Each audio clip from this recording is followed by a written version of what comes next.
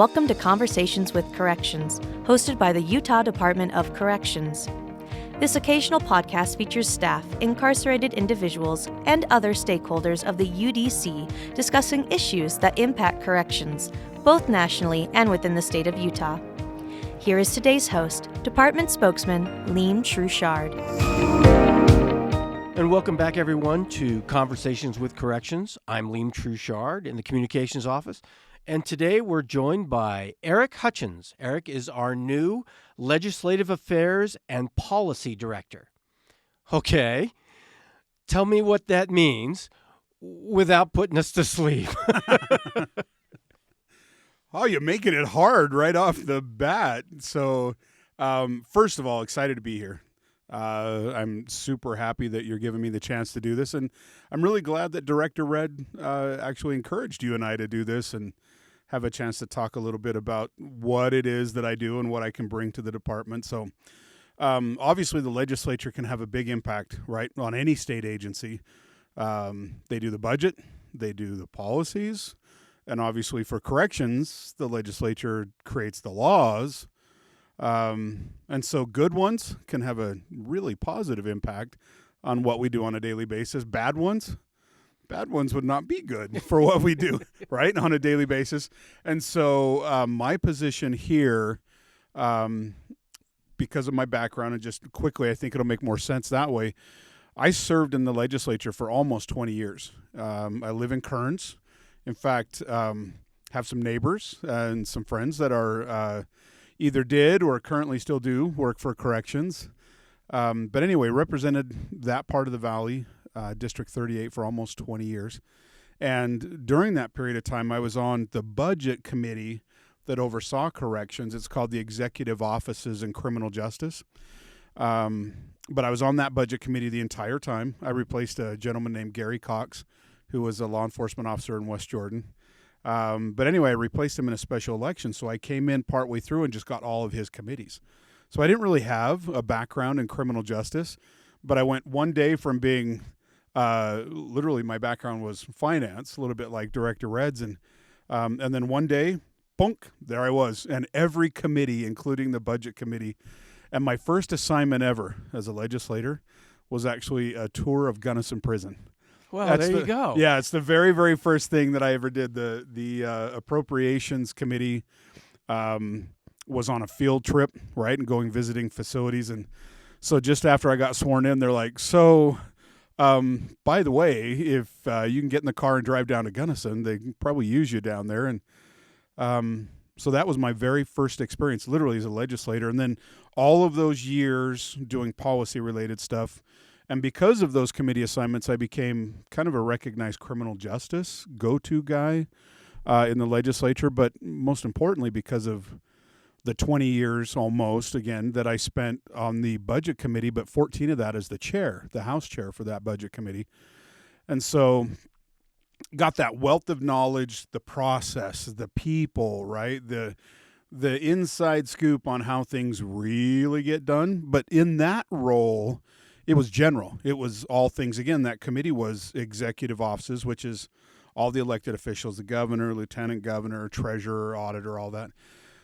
Criminal justice, which was courts, corrections, board of pardons, JJS, all that sort of stuff. But it was general. So now my role here is to bring all that expertise, to bring all those insights, but focus them specifically for the benefit of the Department of Corrections. Well, we're happy to have you, so thank you for being here. And this is a newly created position. It's not like you're stepping in and saying, oh, this is how the last person did it, so I'm going to do it kind of like this. Maybe I'll make my own tweak here. You're creating something from scratch. What's that like? Kind of awesome, actually. And I not 100% from scratch, so simply because the processes have been in place for a long, long time. As far as, you have to have a budget. You have to live with bills that get passed. You have to have policies around those. And so parts of it, the part that just got dropped onto corrections has been here for a while, right? So the piece that I'm going to be able to add to it is, and had an amazing discussion with some supervisors actually just yesterday down at APMP. So shout out to you all. And yes, I do intend to see you in Richfield, but we'll get into that in other detail later. But I invited myself on a little field trip down there when we get a chance. But the idea now is we can start being proactive. And that's kind of the exciting part of it, that instead of just waiting to see what happens to us, instead of just waiting to see, what are they going to dump on us this year? Well, now we get a chance to look at it and say, this is really hard. This is really complicated. Maybe it's a law. Maybe it's just a policy. Maybe it's even just, I think one of the big challenges that people have is in the legislature. Let me maybe explain it this way. Legislators are part-time in Utah, which I think is really smart because you're not a professional politician. You go do your work, and then you go home, and you have to live by the same rules and restrictions that you put on everybody else. And I think it's really smart to do it that way. But also, the challenging part of that is we are part-time. Legislators are part-time, and so you don't have like 40 hours a week or 50 hours a week that you can focus on all of these different areas. So you have to become a bit of a subject expert. And so being able to have a positive, proactive impact on what we're doing, it's important to understand the processes, but it's also important to be able to look at and sit down with people and talk to them and say, my background, again, when I started was finance. My undergraduate degree at the time was in Asian studies, not a criminal justice expert by any means, right? And so it's really important to have feedback.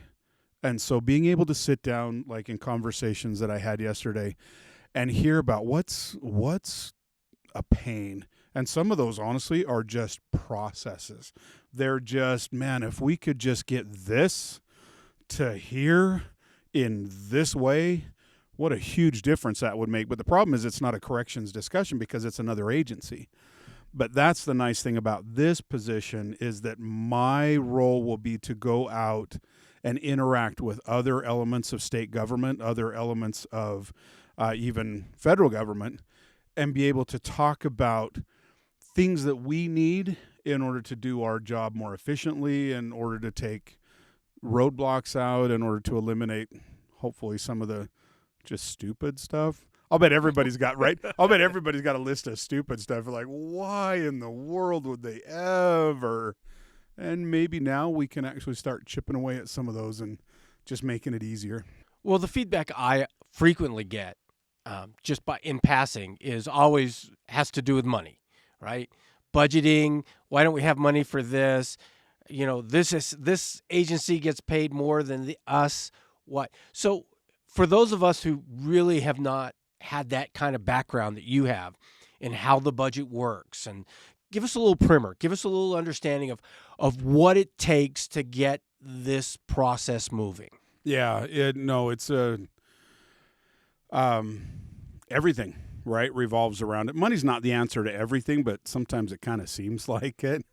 So resources, I think, is the critical part, because sometimes you can get resources without the funding, but they have to be good partnerships. And sometimes you can get a lot of things done, like I was just saying, where if we can have good policies and good processes, that can make things a whole lot easier too. And that's not necessarily money related, but money is critical, obviously, especially when we're in a growing state, right? We've had, holy cow, the number of things that corrections has had to deal with, right? I was a member of the prison relocation commission that we built. First there was a committee that looked at the feasibility, should we even do it? And then there was the one that looked at the location. Maybe a very quick aside on the budget piece, but when we were doing that, we actually went to Arizona to look at some of their facilities down there. And the Department of Corrections in Arizona picked us up at the airport. A bunch of legislators and staff members and stuff picked us up at the airport in the corrections bus.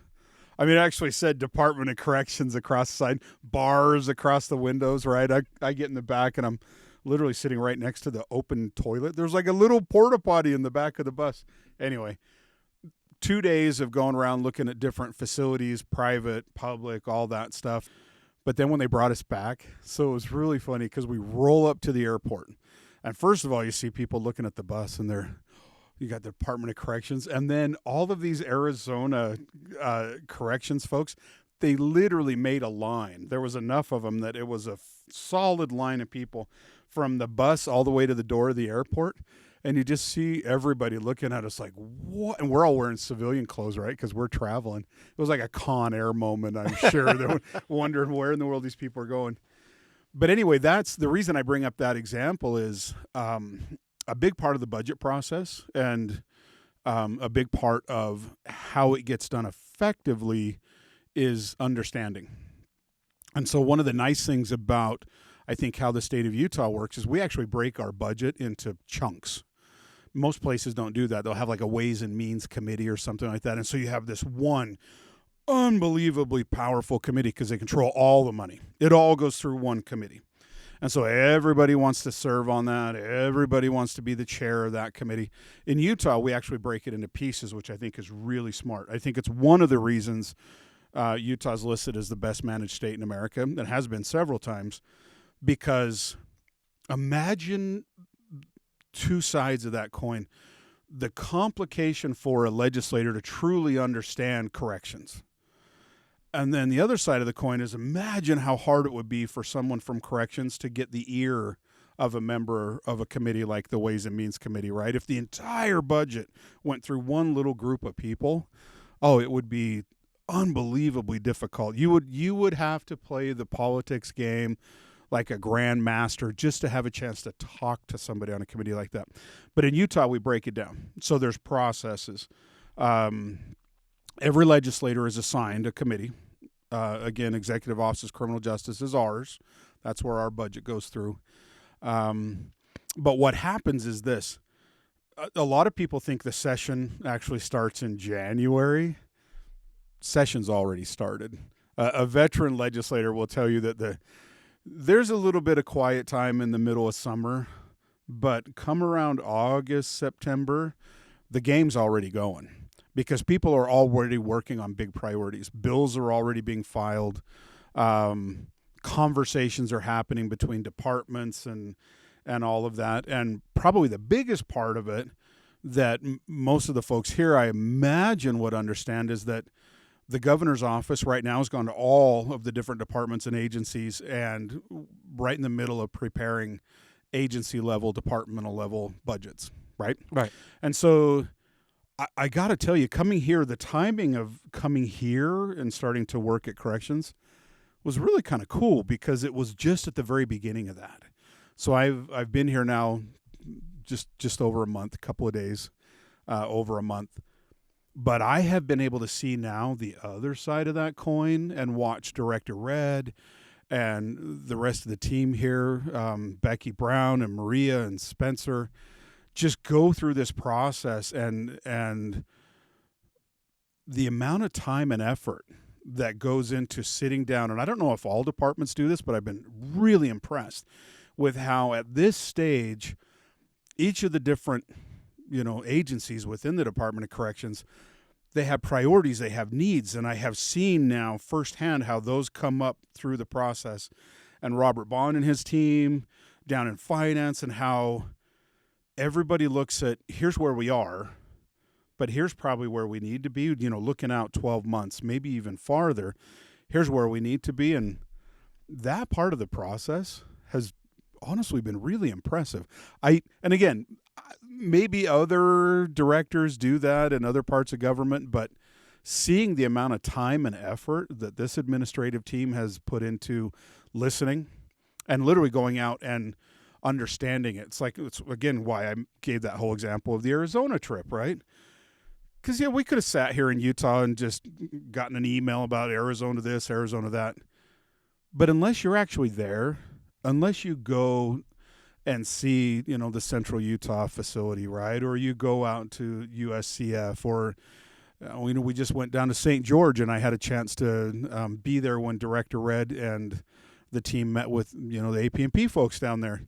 Unless you've been there and you take the time to actually see it, you walk through, and I had a chance to do a walkthrough of the USCF facility and talk to some of the folks there.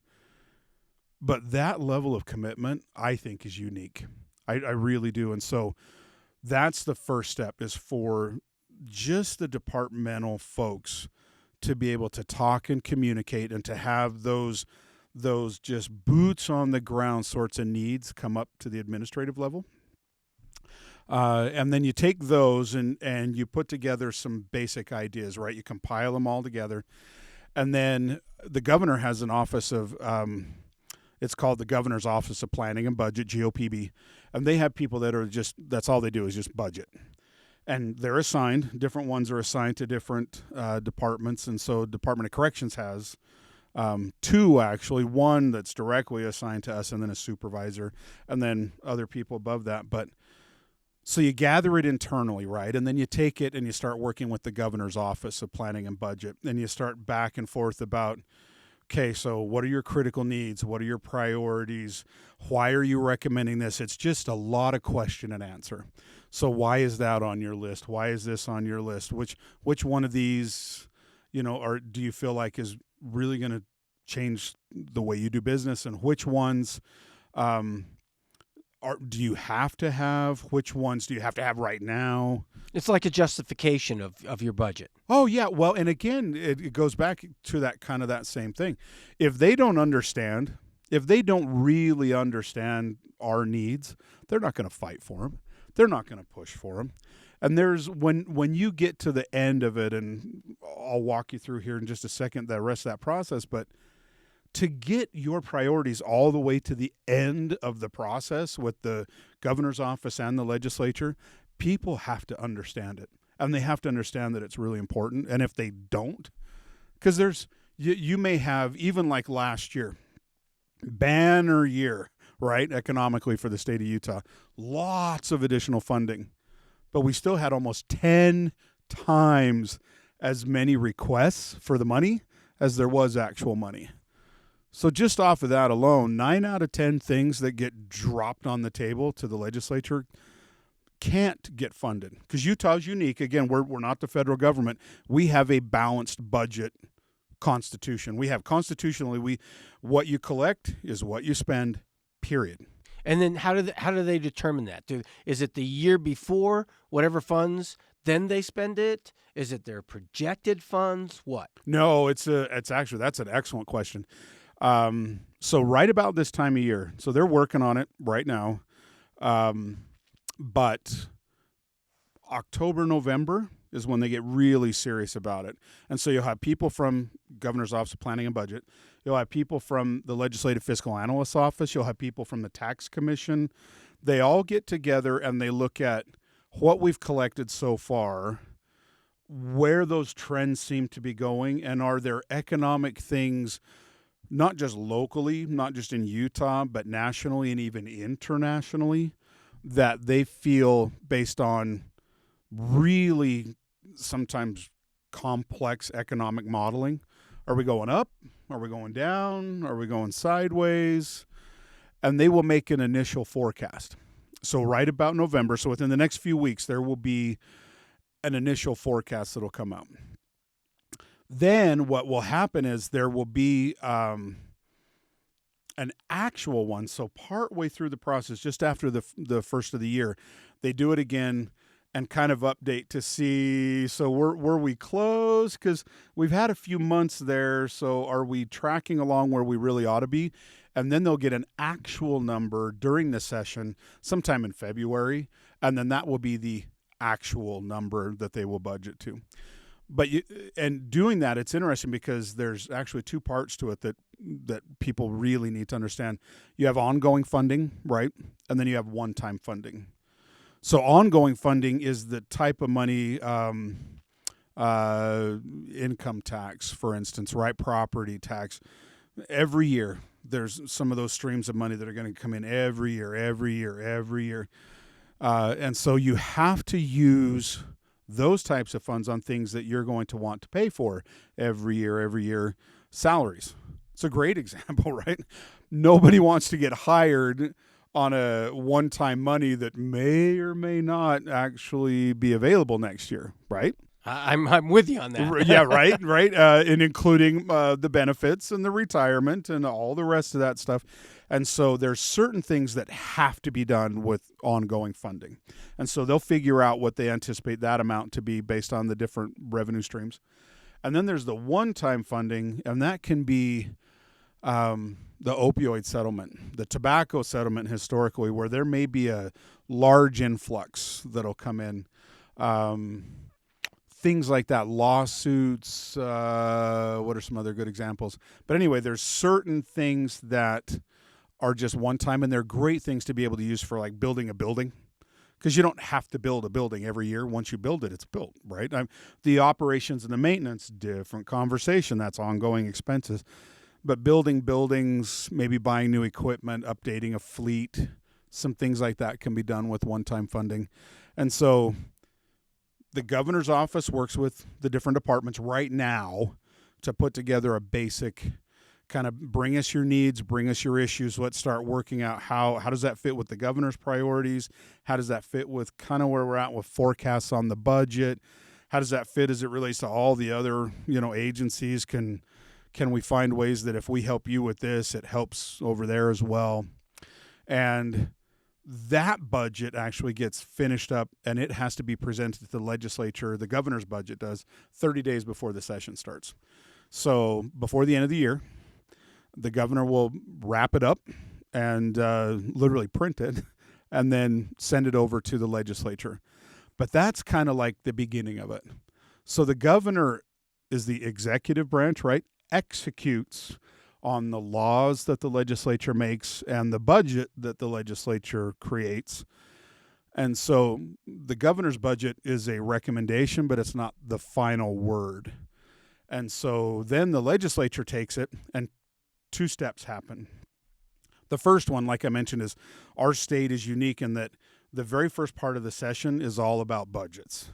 And you will have budget committee meetings, and they'll invite the different departments to come in, and you'll have Director Red there with his budget team talking about here's our needs, here's our building block asks, and present that to the committee. And then the committee will take all of everything that all these different groups put in, and that Executive Office's Criminal Justice Committee has about 10.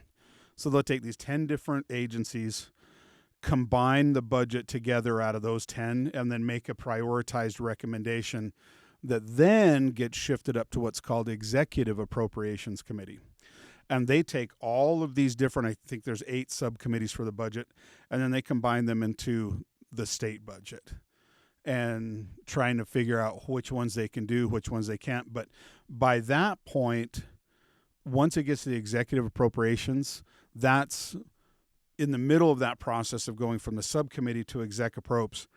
That's when we get the final number. So, and it might be right, might not be right, because the budget year doesn't start till July 1st, right? And all this is happening months before. And what happens if the economy shifts? Like some years it's gone really well, last few years. But in 2020, when they were waiting for everything to happen, the economy kind of stopped. Yeah, COVID, yeah. I had the unique challenge of going through the 2001 downturn, the 2008 downturn, and we have to have a balanced budget. So let's say that in the legislative session, and it ends in March, right? And we come up with a budget. The legislature does, the state does. Okay, here you go. Get to work. But it doesn't start until July 1. So if between the time that budget is approved and July 1, something wonky happens, it can go either way. So if the revenue actually is significantly more than expected, or hopefully not going to happen again, the revenue is less than expected, the legislature will go back into special session. And oftentimes you will have those same subcommittees that will meet with the departments, and they'll come back to the departments and say, we were off. It's 3% lower than we thought it was going to be. And often, thankfully, our legislature doesn't just come in and go, you're cutting that, you're cutting that, you're cutting that. They will come back to the different agencies, and we got to figure out 3% because it didn't materialize. What would you like to do? So the agencies will give their recommendations. They'll go back to the subcommittees. The governor's office of planning and budget is involved in all of that. And then if there's more money, it can be adjusted up. If there's less money, it'll get adjusted back down. And fortunately, the state of Utah several years ago was very, very wise when, after 2008, and it actually happened a little bit before that, but they didn't really get serious about it until after 2008 in creating a rainy day fund. So there's a rainy day fund for the whole budget. And then there was created a rainy day fund for education, which I think is really smart because it's just people still have to buy groceries, right? It doesn't matter what the economy does. There's just some things that just have to happen. And corrections, right, is a great example. We don't just, like, hey, why don't y'all take a week off, right? Unpaid furlough, which we did back in 2008, gave people the opportunity to, if you want to save money but you don't want to do layoffs, maybe you just have everybody voluntarily some point throughout the year take 7 days, 8 days, whatever, but still have a job. Anyway, there's no good answers, but the thing to remember is just simply that the budget has to be balanced. And if they have to, they'll go back in and redo it. So in addition to money, which obviously, that's a priority, but you're also working with the legislature on other decisions, whether it's policies or procedures or their concepts of what the department is or what it should be, correct? Oh, yeah, absolutely. And again, going back to it, doesn't matter what type of government that we would have, people understanding your needs, like really understanding it, is critical. I think in our form of government, where it's part-time legislature, is even more important. And you won't get, there's 104 legislators, and out of that 104, we may end up with 7 or 8 that really get what we do. But that's enough, as long as they really get what we do and they know that we're genuine about the things that we need, that we're not making up stuff just because, to be super nice to, I don't know, have a lagoon day every other week for corrections or whatever. But that level of trust, that's the really critical part, because they're not there. Most of the legislature will never tour CUCF, right? They'll never be inside of it. They'll have no idea.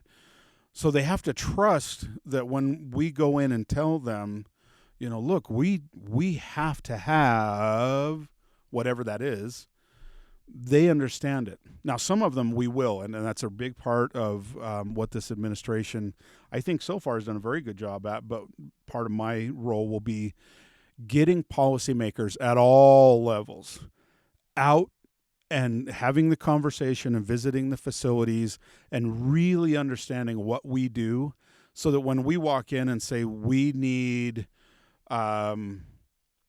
more people in this region, or we need an expansion of this, they get it because they've been there, and they're not like, I'm sorry, what is USCF again, right?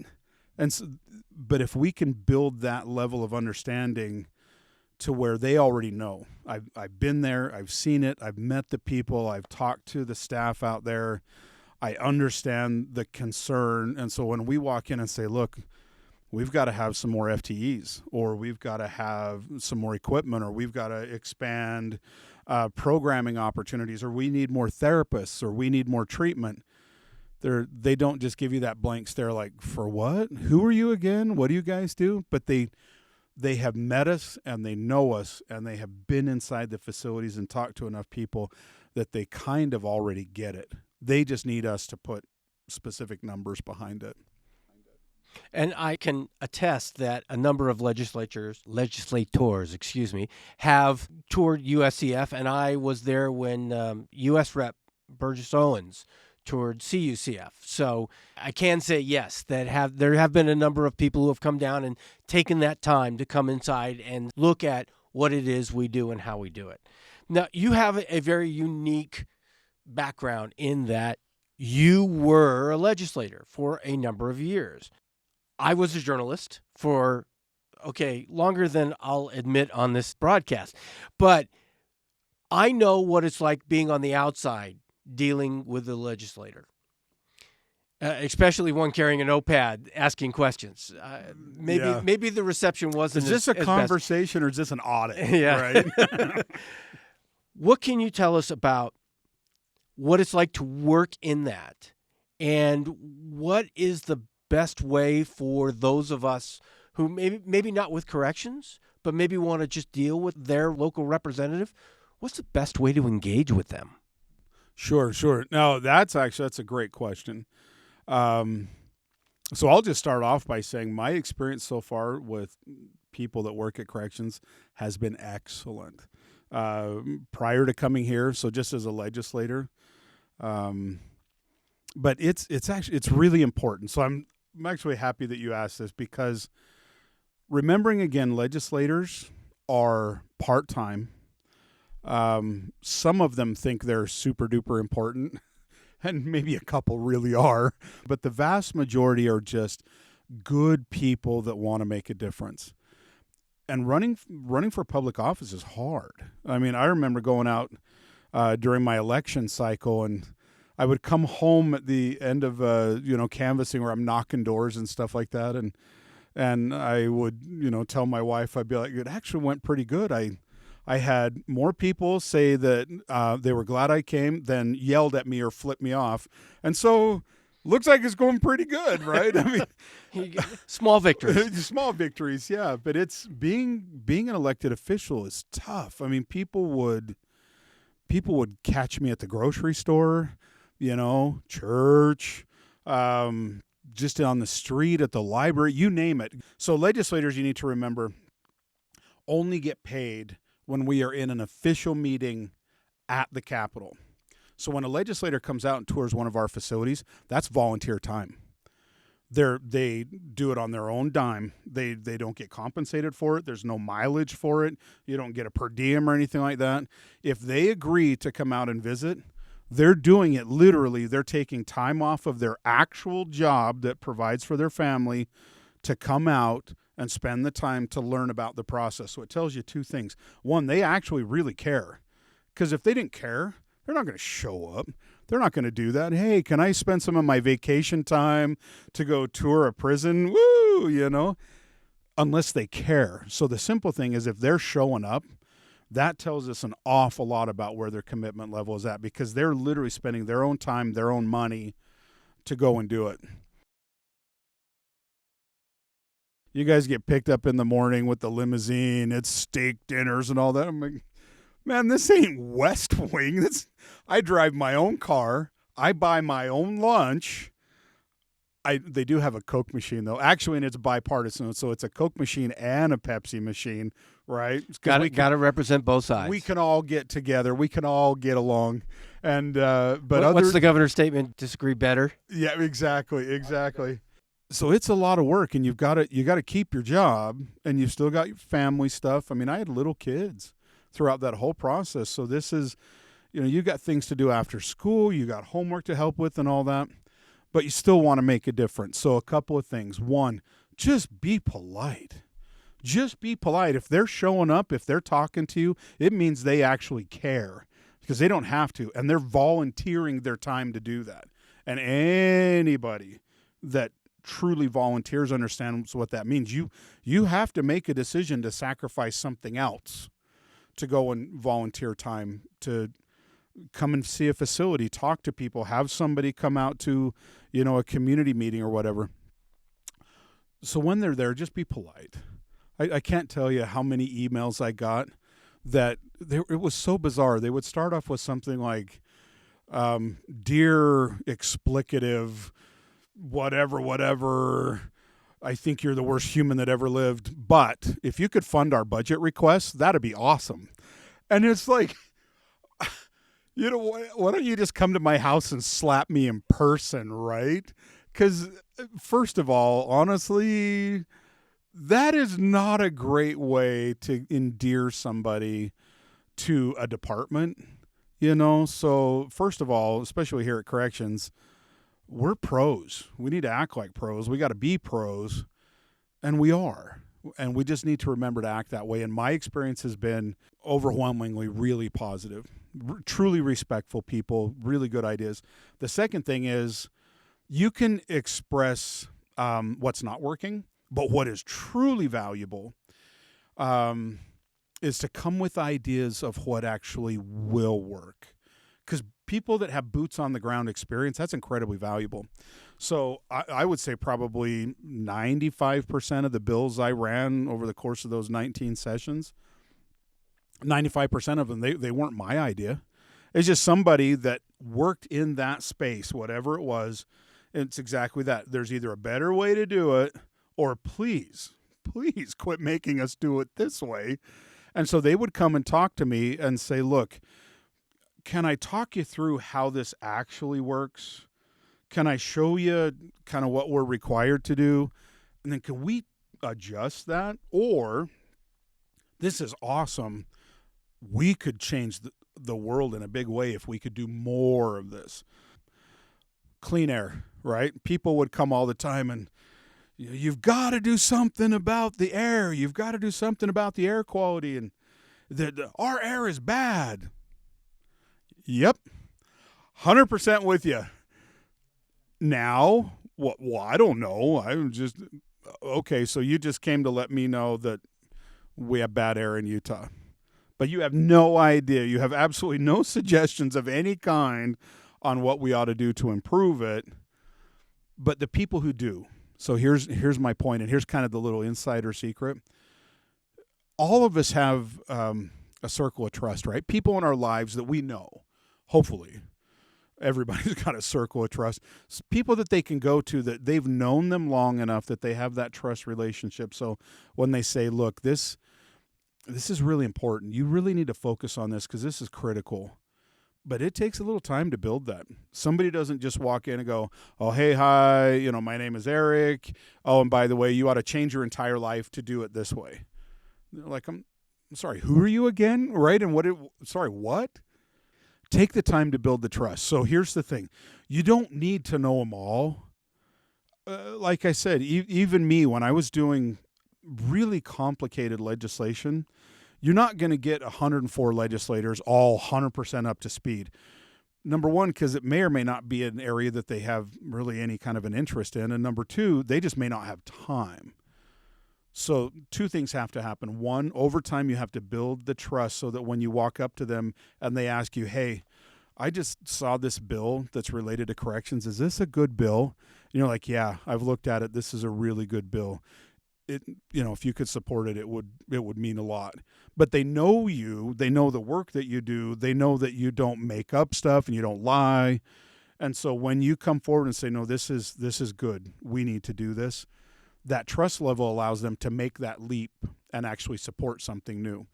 So be polite, be respectful, because again, they don't have to talk to you. But if they will, then you're going to have an ally, you're going to have a champion. And if you can develop that relationship into a trust relationship over time, where you consistently bring them good ideas. And if it's not working, be honest, but be kind. Don't swear at them, don't call them vile names and stuff like that. But also every once in a while, man, throw out a thank you, throw out a, that was really cool. Throw out a, man, we got a lot of money in that last pay bump. And that was a big deal because, and it's just human nature, right? If people put a lot of effort and energy into doing something that's important to you, and then you're just like, and walk away, it's pretty hard to motivate him to do it again, right? And so it's just basic human nature. But if you want to engage, come with ideas, come with suggestions. Just yelling and screaming that things aren't right and everybody's a jerk, it's not productive, because even if I wanted to change it as a legislator, I couldn't, because most of them don't understand the world that we live in at corrections well enough to be able to say, oh, so we need to do it better. Oh, well, I don't know what that means. And again, imagine if they actually thought that. That's the other dangerous part of leaving it to their discretion alone without having these opportunities to deal with people that they can trust. they will come up with ideas. I mean, if enough people complain and yell, oh, they'll make change. You may regret it and you may hate it, but if you're demanding change, you got to do something, but you don't help them to understand what. And again, I think that's where I'm going to be so valuable to this process is as people help inform me and educate me here at Corrections, I can take all those 20-year-long relationships and now be able to communicate really effectively, because most times when you change either a policy or legislation, it's very specific. It's targeted, right? It's not shotgun, it's sniper. I mean, you go in and you're like, this word, that sentence, if you will just take that word out, that's a game changer. Don't delete all of it, and don't, certainly for crying out loud, don't change all of it. But this is really problematic. And when people walk in like that, you'd be shocked. You would be shocked how often when somebody comes in with a really well thought out, meaningful, targeted request like that, it gets done. I'll give you an example. People would say, why in the world don't you fix education? And I'd be like, yeah, I mean, do you want to get a little more specific? That's a really broad statement, right? Is it kindergarten? Is it after school programs? Is it facilities? Is it sporting opportunities? What are you talking about when you say fix it? But if you can help that individual narrow it down to something really actionable, seriously, you would be dumbfounded how effective it can be. And how do you filter out, like, taking the education thing, fixing education? Okay, but what you think is a fix, others will think is a break. So how do you balance that as a legislator? I'll get that word right. And then where do you're elected, one party or another. I mean, we have that. But where do you start saying, hey, I realize that this is good for everybody? How do you come to that decision, knowing that one side or the other will probably not appreciate the final end result? Yeah. No, that's actually a really good question. One of the first things I learned about politics is no matter what you do, somebody's going to be upset. May not be a lot of people. 99% of the people may think it was awesome, but for whatever reason, somebody's going to be upset about something, unless you don't do anything, right? Unless you run a resolution that says butterflies, puppies, and sunshiny spring days. We don't have enough of those. We do. Those sunshine spring days. Well, the butterflies would be nice. How you sort it out is simply this. A really good idea is almost always bipartisan. I ran, and a lot of people here would probably know Karen Maine. In fact, we have a scholarship now, a law enforcement scholarship named after Senator Karen Maine. Just barely passed away. Her husband was actually my mentor, and her husband was the senator for Kearns, Eddie Maine, and I was the representative. He was Democrat, I was Republican. We worked together awesome. He unfortunately got cancer, passed away, and so his wife, Karen, took over. Amazing legislator. And we ran bills. If you go back and look at my bills, you'll see her and I would sponsor her bills in the House, and she'd sponsor my bills in the Senate. We work together all the time. A great idea is a great idea, as long as you don't make it political. And so telling the story of how it benefits people or the process without making it political, you can get tremendous support for it. Tremendous support. And it's honestly, it's just not. So try not to. And I will share this. So I did a lot. Like I said, I became a very well-known criminal justice go-to person in Utah.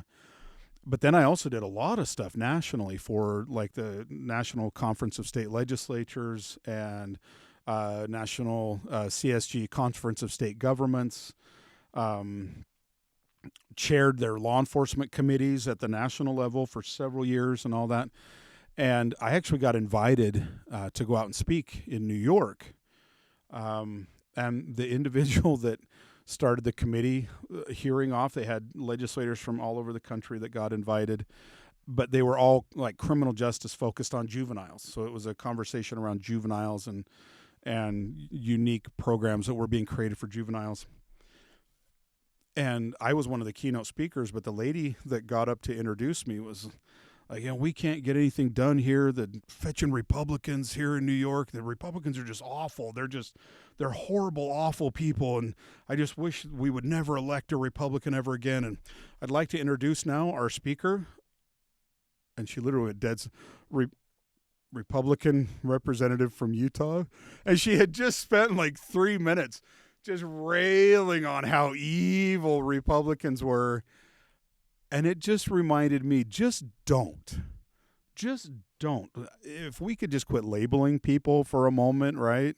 And maybe we just talk about humans, and we talk about great ideas, and we talk about doing the right thing. So how you sort it out, though, and I'll go back, because to your point about so many budget requests, right? I mean, that's kind of what we were talking about initially, just budgets, but policy requests.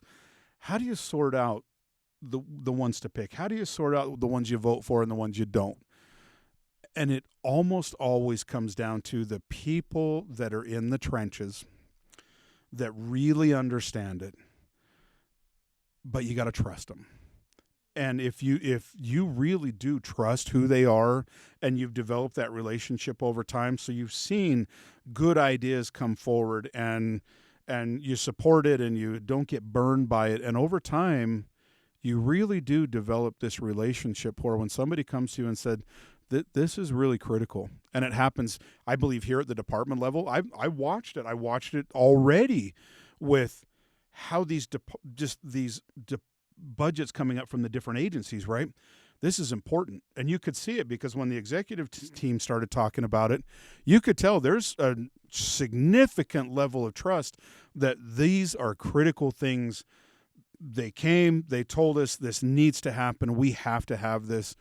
And that got translated all the way to the top. And I got to sit in just this last week when we went and talked to the lieutenant governor about the budget. I was there firsthand to watch how those priorities got pushed up all the way to the governor's office. But I believe a big part of it is because of the amount of trust, even inside of our own department, right? The people at the just boots on the ground level, good, honest, trying to come up with ideas that are going to make things better for everybody. And that just gives you a level of comfort that I can get behind this and champion this and really bang the drum for this thing without getting embarrassed at the end of the day. And I bring that up only because with corrections specifically, there is a real polarization of opinions.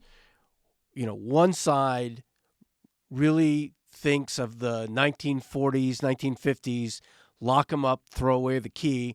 Another side is more of the mid-70s, late 60s, reform. And there's always those competing opposites. Oh, this is such a great question.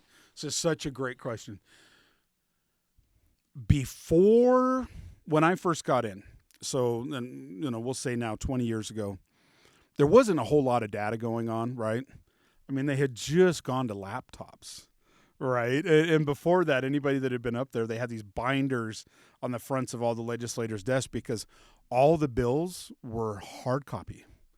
Everything was hard copy. You would literally take these binders home to read the bills because nothing was online, right? So here's the dramatic change. And this is where I think we as a department can take serious advantage of this. And so I'm going to throw this out because I believe, again, going all the way down to boots on the ground, data has become king or queen in this whole entire conversation. Queen's more powerful if we're talking chess, right, and strategy. It used to be that when a bill would come up or something would come up, it was all personality driven. Sheriff so-and-so would walk in, right? Big personality, has all of his friends there that he's known, right?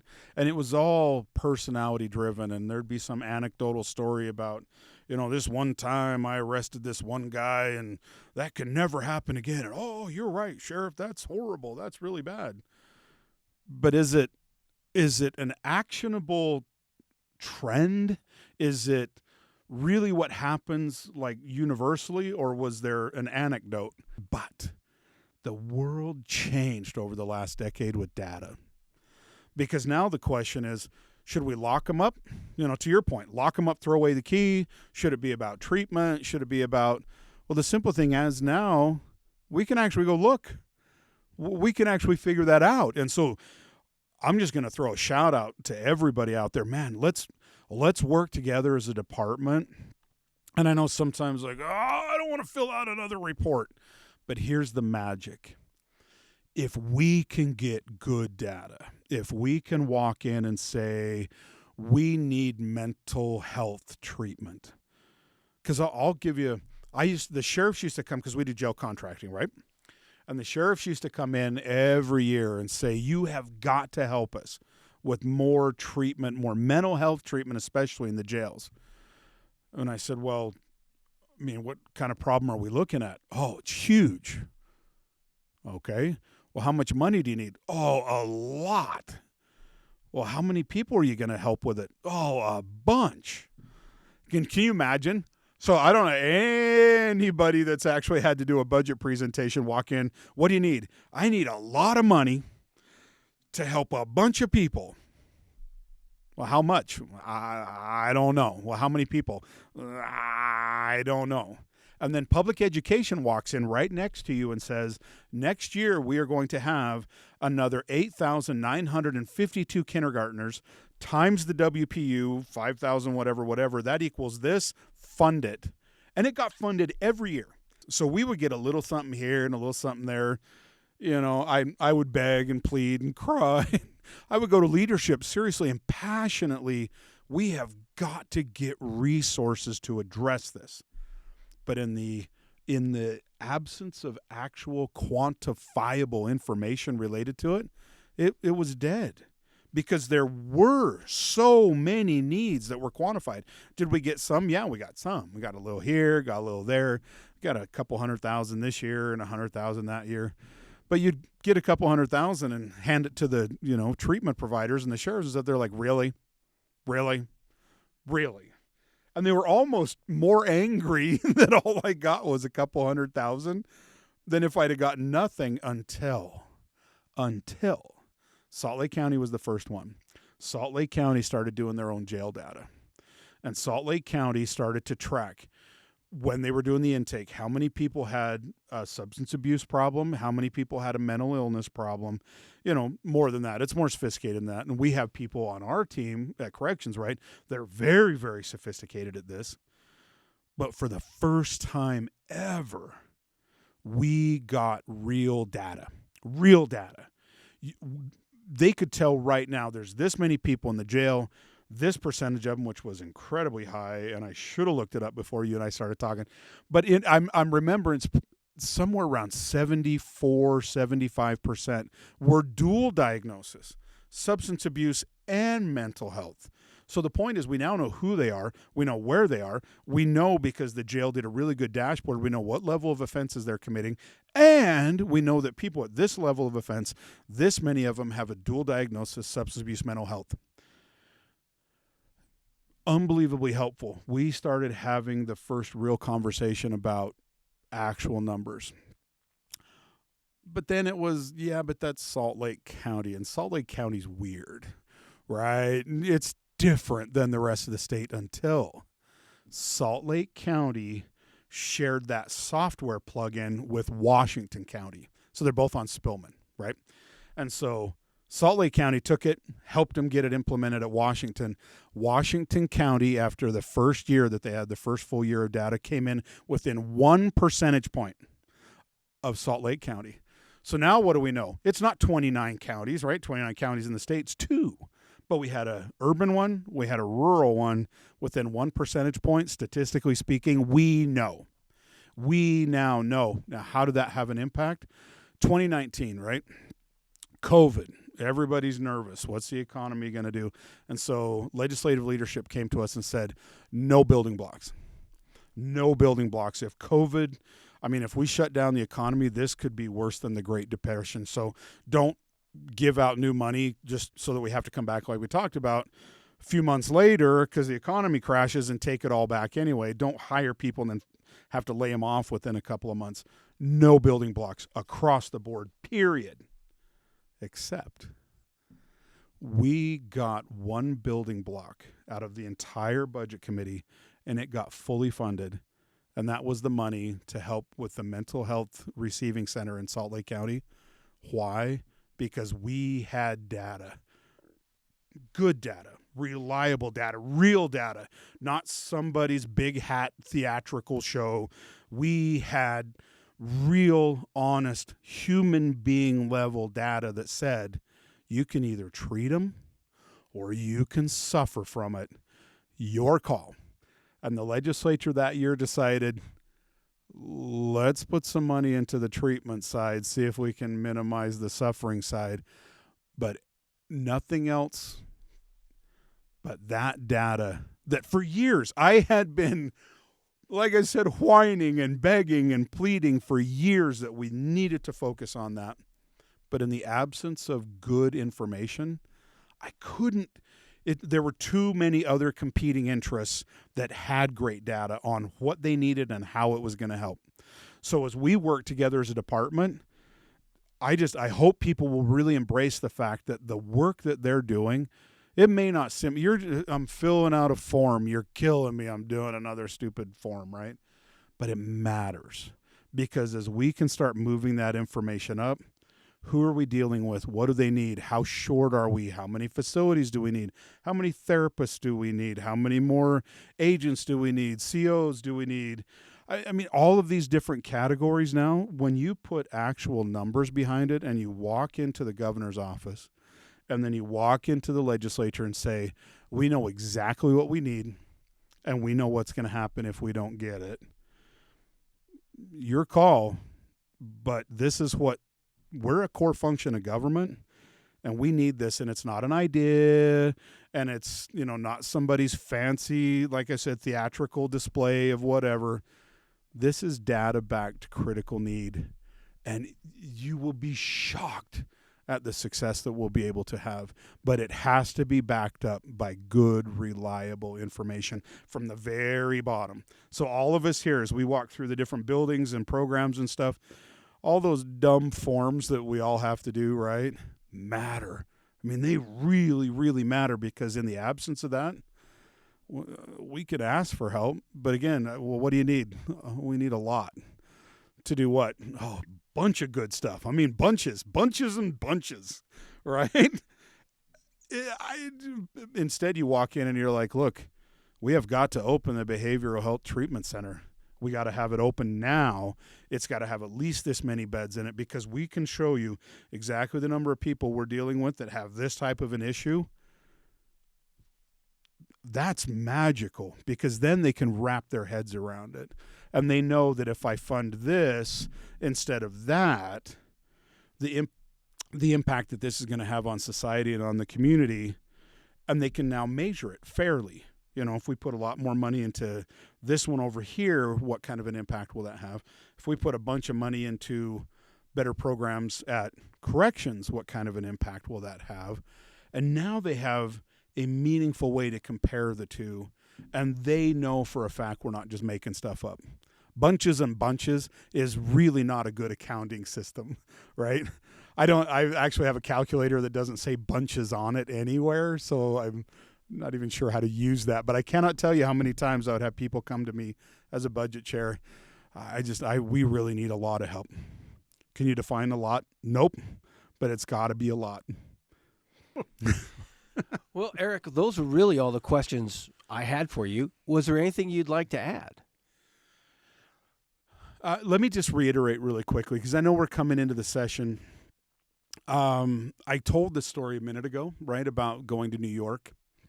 And it wasn't my reason for telling that story, and I want to just be really clear about that. You have no idea who your ally is going to be. A good idea is a good idea. Eddie Main and I. So Eddie was the president of the AFL-CIO for a while. Very powerful one, very influential one. And he and I did great work together. Good people working on good ideas is a beautiful thing. Don't make assumptions about who people are or what they are just because of a label. Take the freaking labels off for a minute. And just, if somebody's willing to take the time to come and listen, to come and talk, to respond to your email, that tells you right off the bat, you're dealing with somebody that cares and that, more importantly, may become a really critical ally. Just be respectful, regardless of where they come from. All of this partisan this and partisan that, let Washington burn itself to the ground with all of that stupid political whatever. But here, we're lucky because Utah's unique in that we're large enough to be relevant, but still small enough to be really nimble, which I think is what helps Utah be as creative as we are. I mean, you look at it, we've got 3 million plus people, right? It's L.A., right? I mean, I dare you, try and get an appointment with, the president. Try and get an appointment with Senator anybody. But in Utah, they'll come and they'll listen and you can connect. And the ability to develop a really meaningful personal relationship, and several people at Corrections did while I was there. Some of them absolutely wonderful at what they do, wonderful advocates for the Department of Corrections. But just recognize that they're just human. Just recognize that if they're willing to take the time to start to listen, wow, be respectful, give good, thoughtful ideas and suggestions. Because again, when the time comes for a vote, they'll be like, oh yeah, I have a neighbor, or I got somebody down the street that works at Corrections. They're great people. Yeah, no, this will help them. Yeah, this is important to Corrections. Okay.